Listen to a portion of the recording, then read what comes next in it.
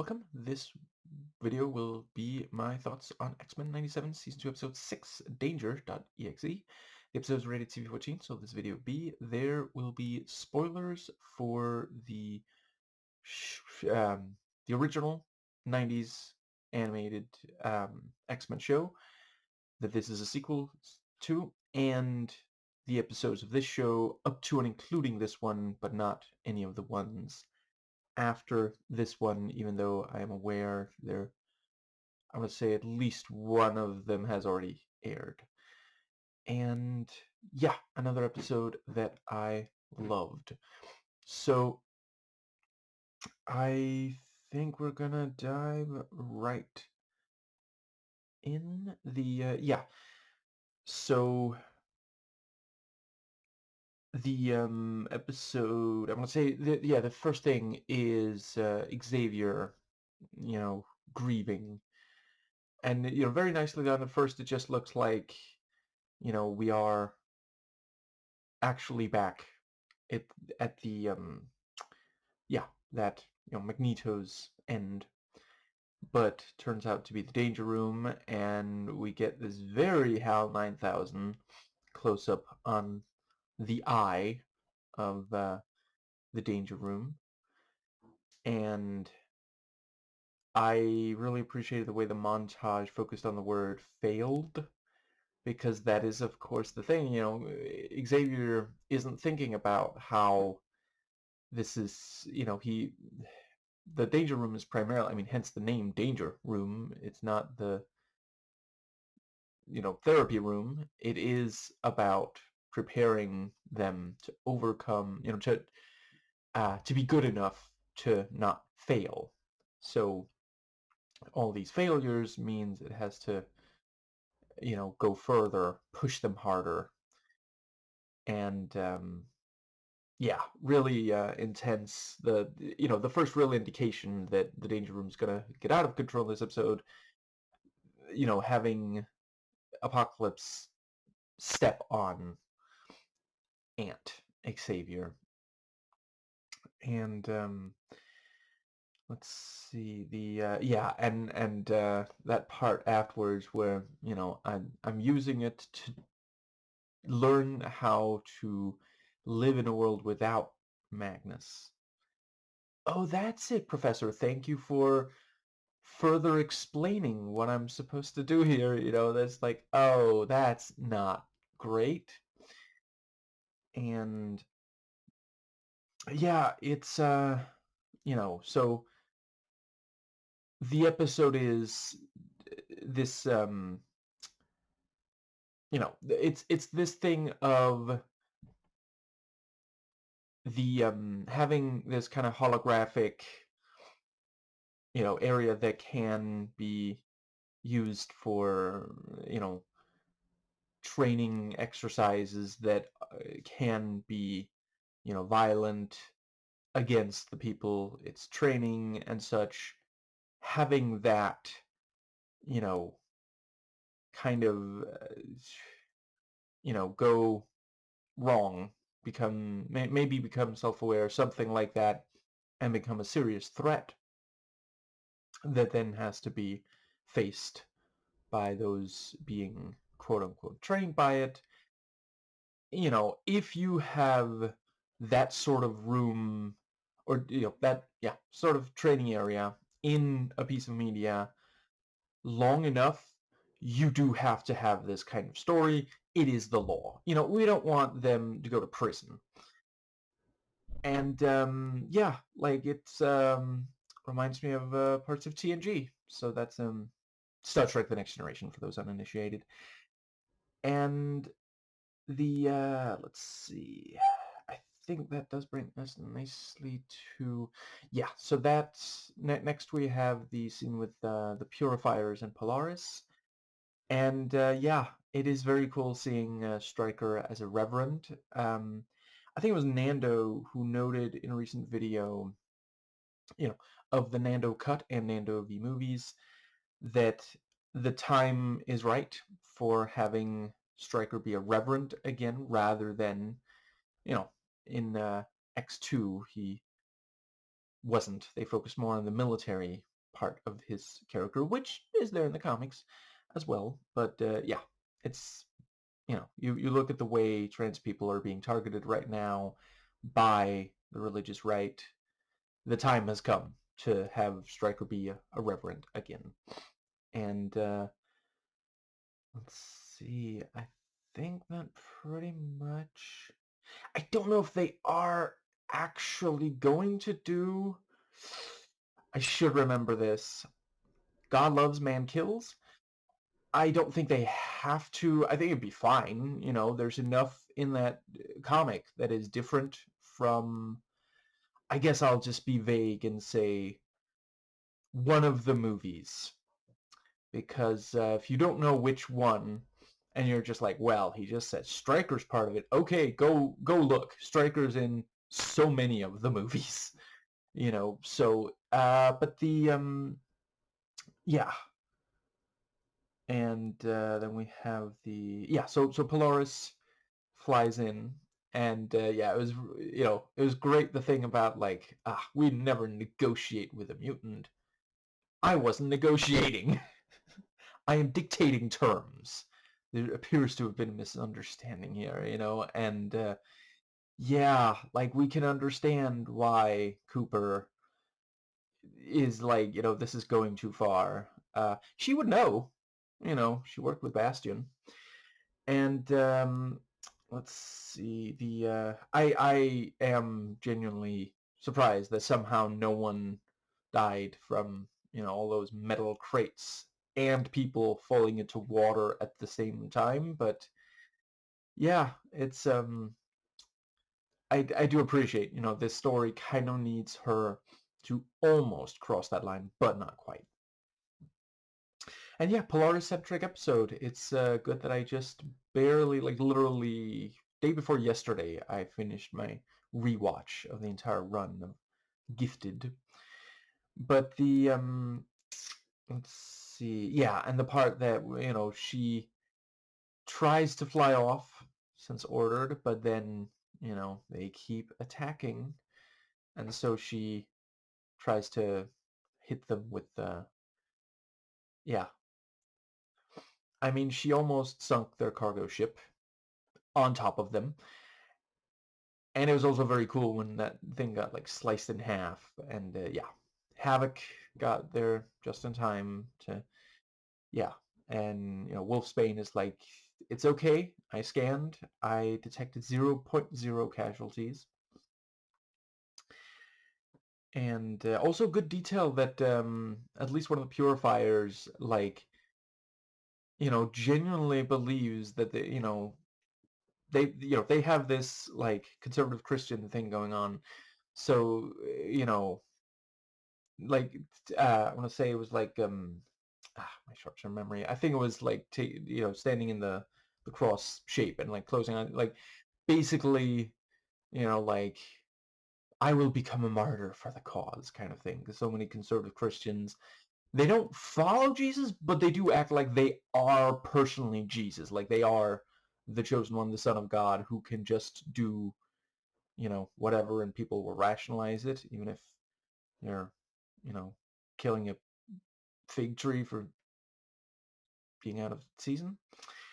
Anyway, I think that does bring... I guess this is decent enough time to briefly note. I do agree with some of Jesus' teachings, even though I'm an atheist, because that's possible. You don't actually have to be a Christian to do... I appreciate he did preach compassion and empathy, and I think we should all try to, you know, have that for our fellow human beings. Now, I think that does pretty much... yeah, so she gets chewed out and fired when she says that, yeah, she says what she says. And also, yeah, uh, there's the thing about, whether calling them humans or terrorists, and the point about, well, terrorists only get punished, or yeah, there's the rule of law after they already committed acts of terrorism. So, it's very clear what she's frustrated about, and we can understand that. And I do think it makes a ton of sense that Val is so bothered by, you know, this being all over, what is she, national or international news, something like that, especially considering that somehow they actually got the footage from earlier in the episode. I don't know who was filming, like, at least some of that. Seriously, though, I do appreciate. I forget if we've seen that earlier in the '97 iteration, but that was how it was done on the original show as well. If something was on the news that had happened that we'd seen on the show, they would literally just reuse the animation. So that's a neat little because it's not like this show is cutting corners the way that one sometimes had to. And I think right. Broken record here, but obviously the action is absolutely amazing. Loved seeing her just flying around, flinging metal, and as usual is also creative. Like this is a character where it kind of comes down to when you have animation, when you can kind of just draw anything you want. It comes down to how good are the writers at coming up with cool stuff for her to do with this power, and it turns out great in this case. And let's see yeah, the good point about the thing about you used to think my impulsiveness counted for something. That's when it was a headache and not almost getting people killed. I think that does pretty much bring us to the yeah. So yeah, and the thing about do you need a place to crash? Haven't you heard? There's a safe haven for mutants again. We see they've rebuilt a bunch of the X mansion since we last saw how devastated it was. And let's see, so that yeah, um, she goes home and her room is yeah, goes to her room because she's being grounded, and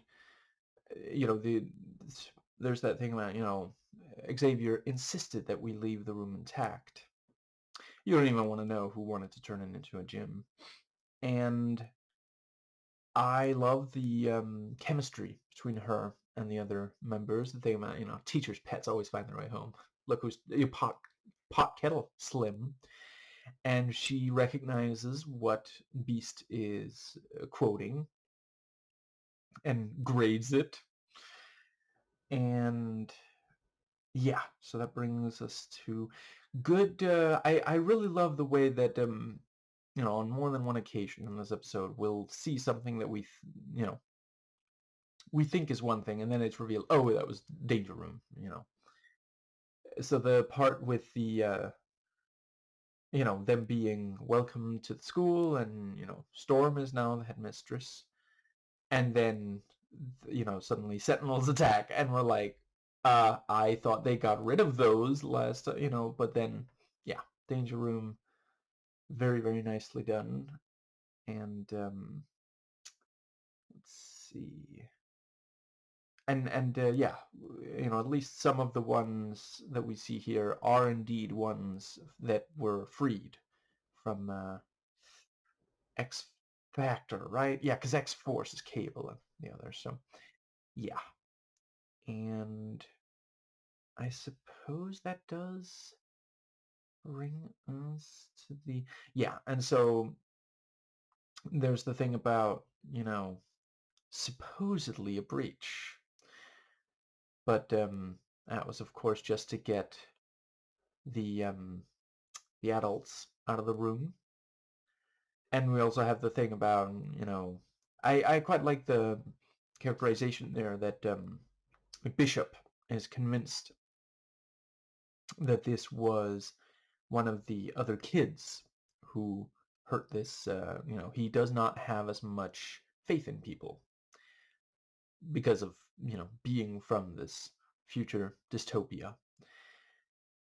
And yeah, we have the another great power use with Storm firing lightning bolt into him, and he uses that to defibrillate to get heartbeat back.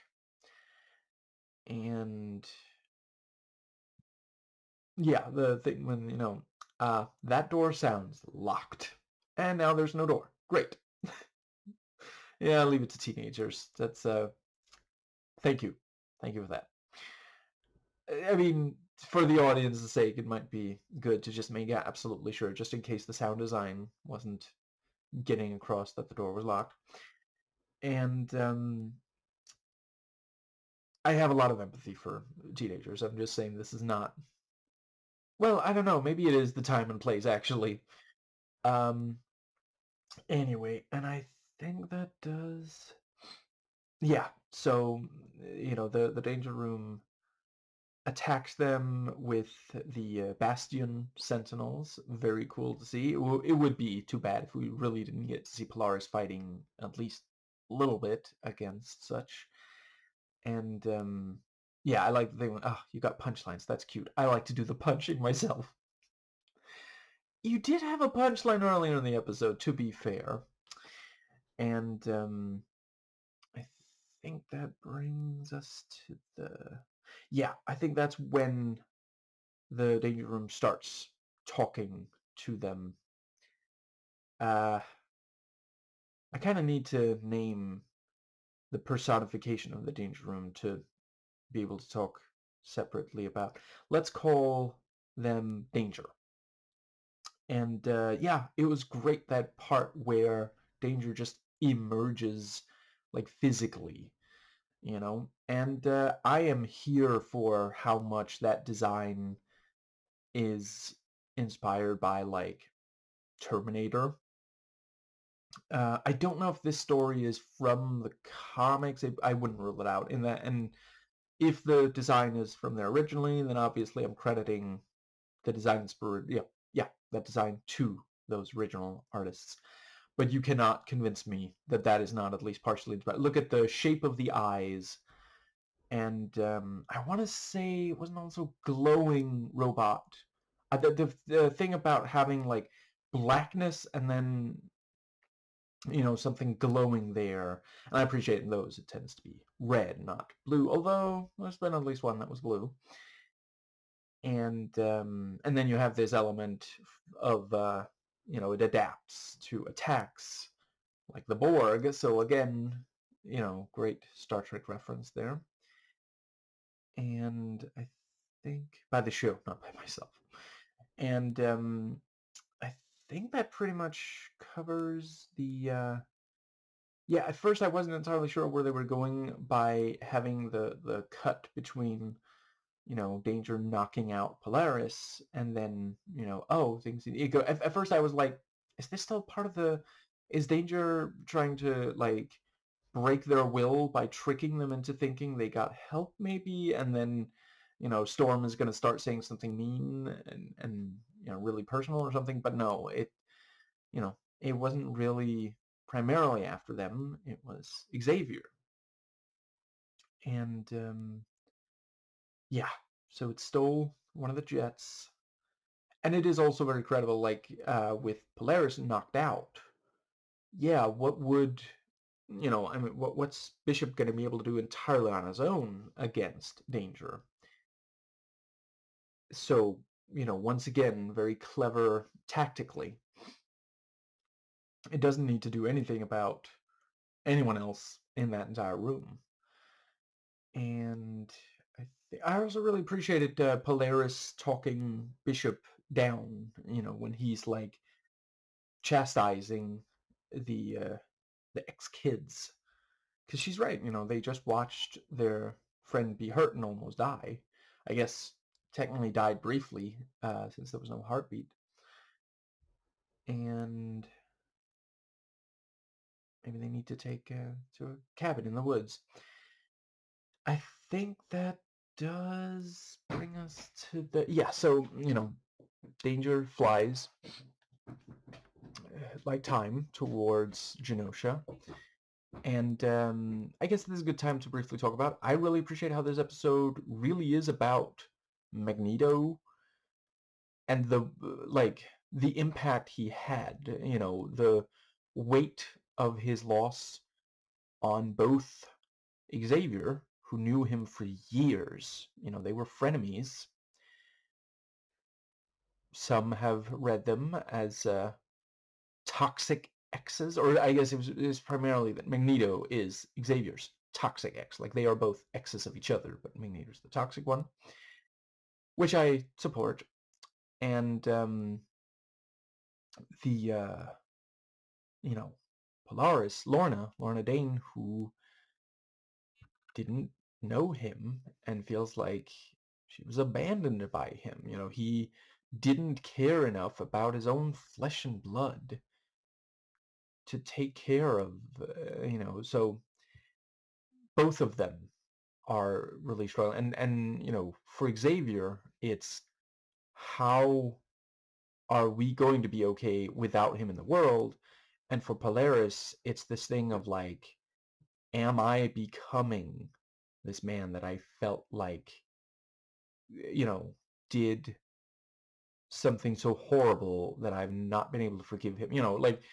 I mean, if I had to guess, I'm thinking she's at least in her 20s at this point, maybe 30s.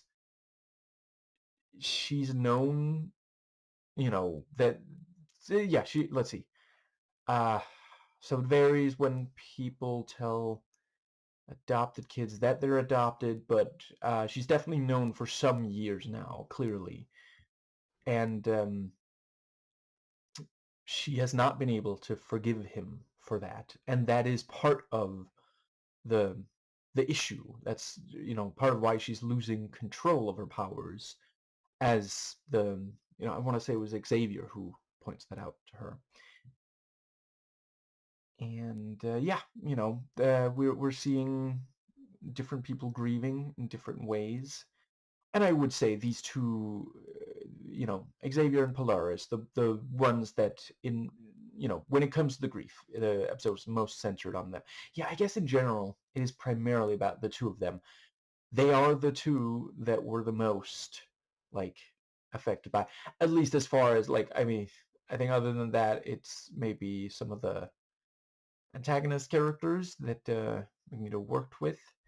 And I suppose also there are, of course, the other two of there's the Maximoff twins, but we did already in the original series do an episode about them, you know, trying to deal with him being their father and abandoning them, or they felt, at least. Let's see. It's been a little while, but I think he didn't know that they existed or thought they weren't.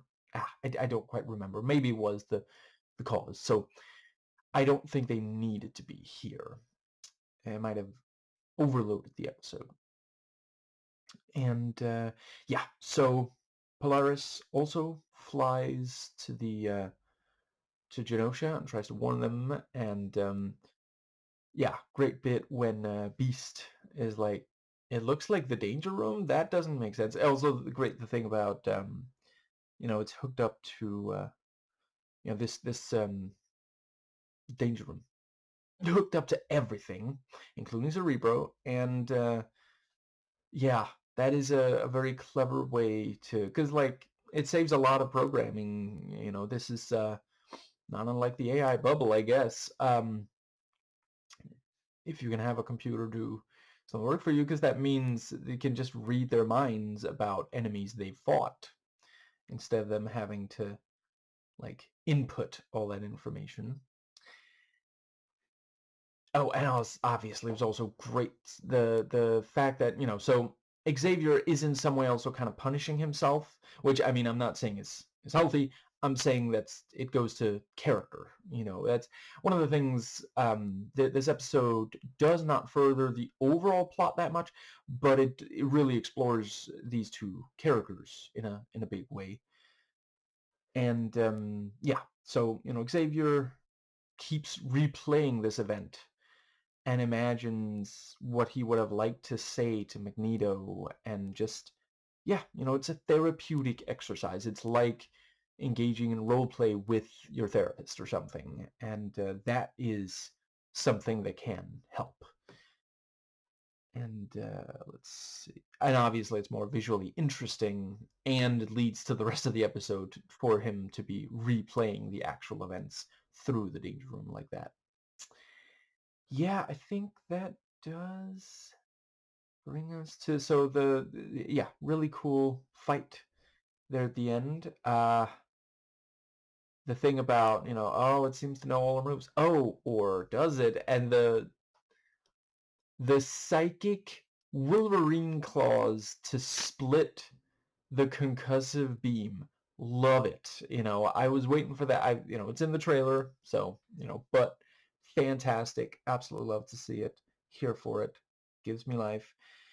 And then we have yeah, but ultimately Danger can still take them out. I do appreciate it kind of clearing the field so that it is genuinely just a fight between, for a little while, just Danger versus Xavier, and then Polaris joins and is able to take it out. And yeah, very clever that it's feeding on the energy they're attacking it with. I suppose that pretty much does cover. I guess I'll also briefly note, so obviously there are also other properties that have at least one AI that is programmed in a certain way and then loses its, you know, other than stuff I've already mentioned, it also did remind me somewhat of Portal. And I think that is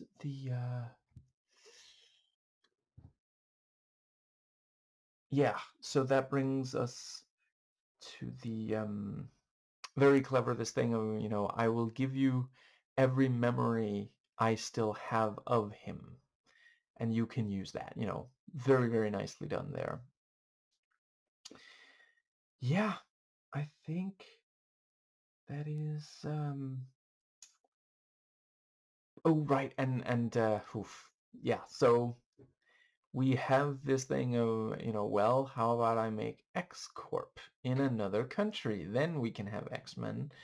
And it is like genuinely without like, they are clearly still needed, if nothing else, to stop their own tech from, you know, attacking. But yeah, Cooper is not having it. And let's see, I think that does bring us to, oh, right, and I love the various costumes. I don't have a lot to say in detail, but the uniforms, rather, over the course of the episode. And the tease at the end. Yeah. Uh, I wasn't sure if we were gonna get more Gambit on this show, but this is such a perfect way to bring him back. And you have there's Xavier saying, I sense it, apocalypse, which is such a cool, because like they could have just had him say apocalypse is going to attack us again or something like that. But no, the fact that he specifically says, I sense it, apocalypse, because like, yeah, it refers to Apocalypse, the super mutant, but is also like the you know. I think that does, yeah. So he is turning Gambit into one of his horsemen, and they're going to have to fight someone that they care so deeply about. And that's one of the things that's so cool about Apocalypse. He will literally turn your allies against you. He will, you know, increase their power and then force you to fight. And that obviously makes it more emotional. And I appreciate, I don't always think that it's necessarily the most satisfying for two who are on the same side to be fighting because one of them is like being controlled. I like it better when it is because they have like disagreements rather than manipulation. But this is one of those cases where I think it's going to be really, really epic. And yeah, it's uh, it's not been done to death in this animated yeah, continuity, so I quite appreciate because it is a thing in the comics, and that was something that I wouldn't have minded if is that it? That's technically a spoiler. Okay, so I will, yeah, just really really looking forward to more of this show. Might be about a week before I do the next episode. And yeah, I mean, I guess, you know, Apocalypse has a good a good memory, perhaps a one of the great memories of all time. And when he, hopefully down the line is saved, redeemed, becomes an X-Man again, I think Gambit's going to be kicking himself because he was really insisting, and Apocalypse did it. Remember my name.